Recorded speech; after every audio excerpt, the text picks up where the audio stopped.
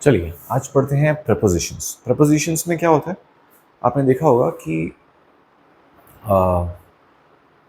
मान लीजिए कोई चिड़िया है आपके एक केज के अंदर, ठीक है, अपने पिंजड़े के अंदर है, ठीक है। या फिर मैं इस रूम के इस हॉल के अंदर हूँ, तो मैं बोलूँगा I am in the hall या फिर I am inside the hall. वैसे ही जो चिड़िया है, चिड़िया अगर पिंजरे के अंदर है तो बोल सकते हैं the bird is in the cage या फिर the bird is inside the cage. दोनों का मतलब एक ही है। वैसे ही जब कोई चीज़ किसी चीज़ के ऊपर रखी हुई होती है, ठीक है, जैसे कि मान के चलिए किताब टेबल के ऊपर रखी हुई है, तो हम बोलेंगे the book is on the table, ठीक है, the book is on the table, ठीक है। वैसे ही अगर कोई चीज़ मेरे सर के ऊपर है, अब वो चीज़ टच नहीं कर रही है, ठीक है, तो मैं जैसे बोल रहा हूँ कि मेरे सर के ऊपर एक पंखा घूम रहा है, एक फ़ैन घूम रहा है, ठीक है, आप शायद रिफ्लेक्शन में देख सकते हैं यहाँ पर। तो या फिर जो लाइट है वो मेरे सर के ऊपर है, तो मैं बोल सकता हूँ the fan is above my head, मेरे सर के ऊपर है, ठीक है। या फिर मैं बोल सकता हूँ कि the light is above my head, ठीक है, जो लाइट है वो मेरे सर के ऊपर है।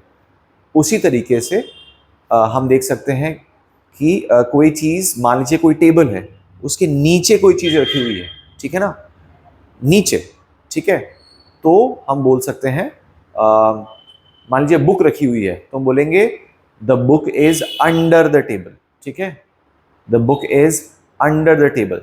मतलब एक तरह से ना उसको छुपा के रखा हुआ, एक तरीके से वो बंद है, बिल्कुल कवर्ड है उस तरीके से, ठीक है। मतलब बिल्कुल छुपा के तो नहीं बोलूंगा मैं, लेकिन फिर भी मान लीजिए बिस्तर के नीचे हम चीजें रख देते हैं ना, ठीक है, वैसे ही बोल सकते हैं जैसे कि पैसा बेड के नीचे रखा हुआ है, तो बोल सकते हैं the money is under the bed, ठीक है, the money is under the bed, ठीक है। लेकिन मान के चलिए जो चार जो पैर हैं बिस्तर के, ठीक है, उसके नीचे रखा हुआ है, तो हम बोलेंगे the money is below the bed, ठीक है, द मनी इज, यानी कि लेवल में जब नीचे हो गया, समझ आया। अंडर मतलब उसके जस्ट ऊपर है, उसके जस्ट नीचे है, ठीक है ना, ऐसे एक के ऊपर एक, ठीक है ना। मान के चलिए जो ये जो मार्कर है, ये मैंने किताब के नीचे रख दिया, ठीक है ना, तो मैं बोलूंगा the marker is under the book, the marker is under the book. लेकिन कोई चीज जब लेवल में नीचे होती है तो हम बोल सकते हैं बिलो, ठीक है। जैसे आपने रैंकिंग होती है ना, ठीक है ना, रैंकिंग जो होती है, ठीक है ना, तो हम बोल सकते हैं जैसे कि क्रिकेट में रैंकिंग होती है, तो हम बोल सकते हैं कि विराट कोहली, ठीक है ना, विराट कोहली की जो रैंक है, Virat Kohli's rank is above what is called Shreyas Iyer, ठीक है ना।